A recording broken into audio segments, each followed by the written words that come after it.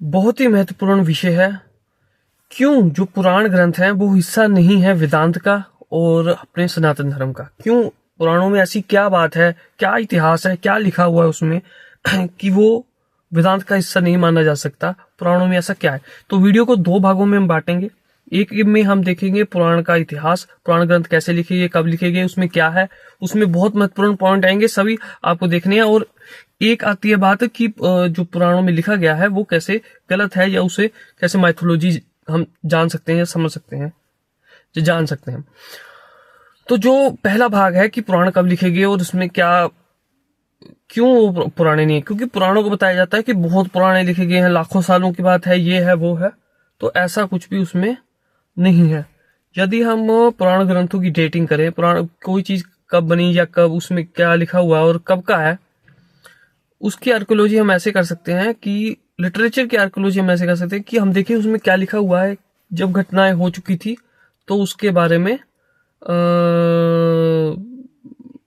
वो ग्रंथ क्या बताते हैं। तो जब पुराण लिखे गए तो जितने भी ऋषि थे, यानी कि आदि शंकराचार्य, कपिल मुनि या जो बड़े बड़े राजाओं के नाम उसमें आए हैं, वो सब हो चुके थे। मतलब कि सब घटनाएं, यानी बुद्ध हो चुके थे, कपिल मुनि, उसके बाद जाकर हम डेटिंग की बात कर रहे हैं कि आर्कियोलॉजी में डेटिंग की जाती है कि कोई चीज कब लिखी गई थी।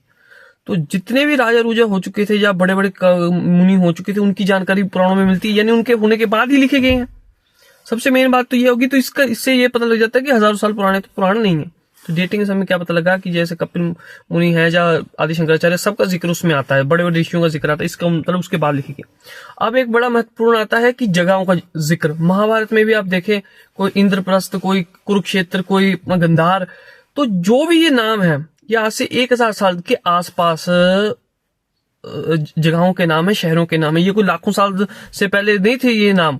ये डेटिंग हुई है, पता लगा है। जितने भी महाजनपद है, जितने भी ये बताए जाते हैं, कुरुक्षेत्र से लेकर जितने भी ये इलाके बताए जाते हैं, गंधार और अंग, ये सभी आज से 2500, 2000, 1000 साल के आसपास की जगहों के नाम है।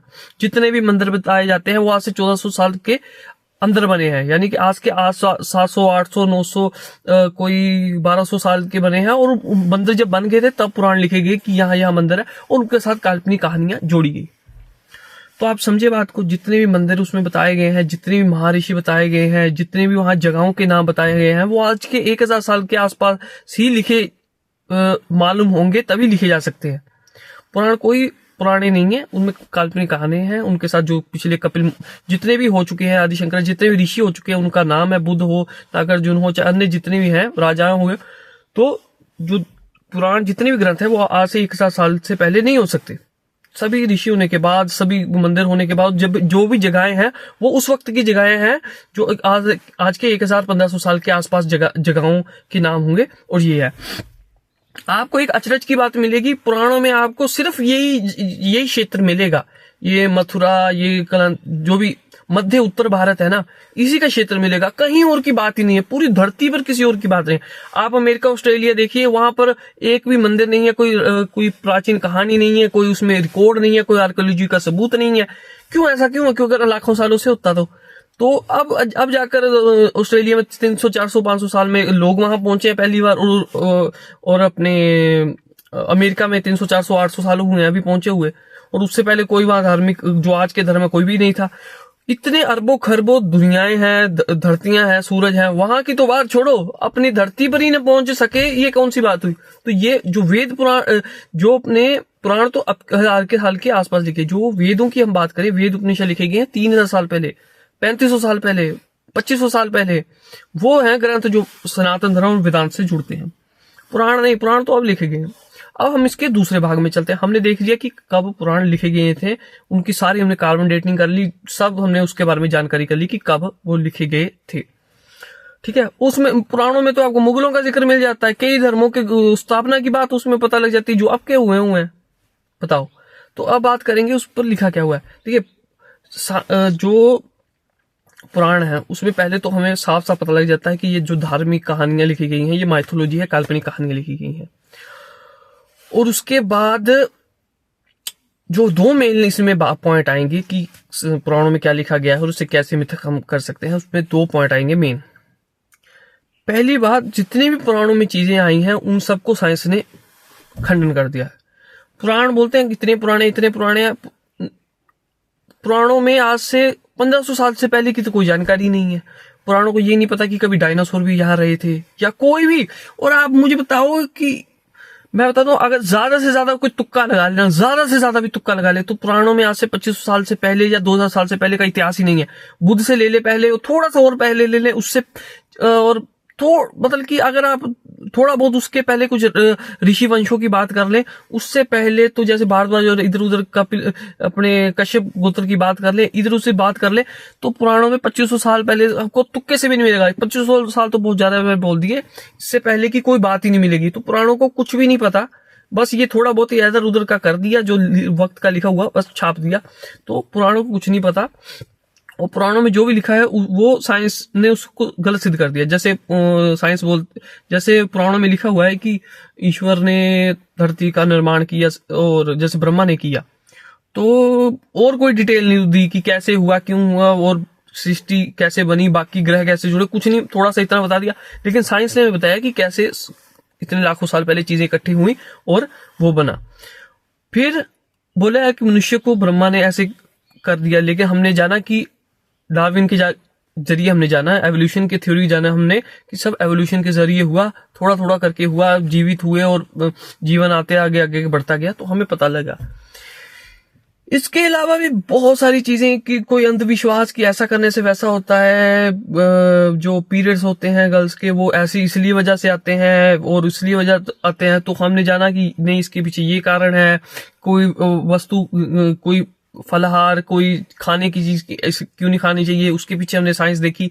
तो हर चीज जो भी उसमें बताया गया कि कोई चीज ऐसे है, या हवा इसलिए चलती है, या बारिश इसलिए होती है, या हमने हर चीज का कि बारिश कैसे होती है हमने जाना कि कैसे कैसे वो बादल बनते हैं और चीजें, मतलब जितनी भी चीजें थी पुराणों में, वो जो उस वक्त के लोग काल्पनिक रूप से सोच सकते, सबको मिथक साबित किया साइंस ने।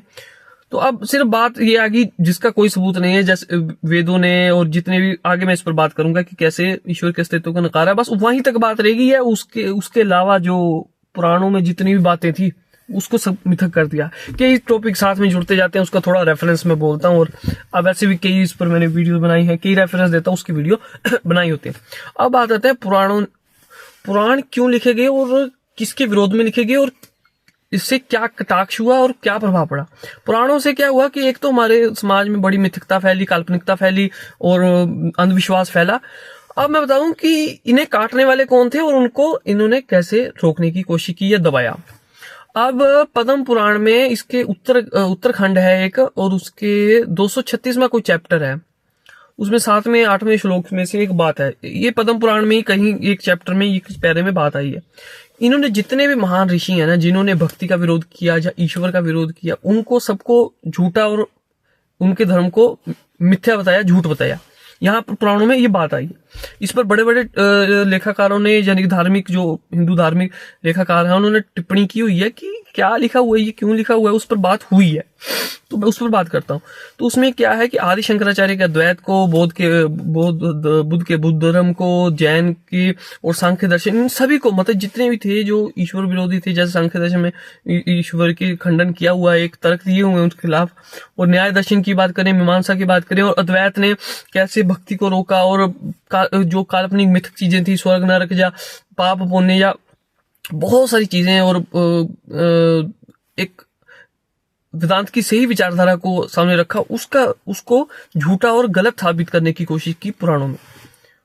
तो ओवरऑल जितना हमने जाना कि पुराण और वेद उपनिषद जो हैं, और भगवत गीता चाहे ले लें आप, और अपने योग विशिष्ट की किताब ले लें, और पुराण ले लें, वेद उपनिषद और पुराण, इनमें कोई संबंध नहीं है। दोनों अलग भाषा शैली में लिखे गए हैं, अलग तरीके से लिखे गए हैं, अलग सब्जेक्ट के हिसाब से लिखे गए हैं।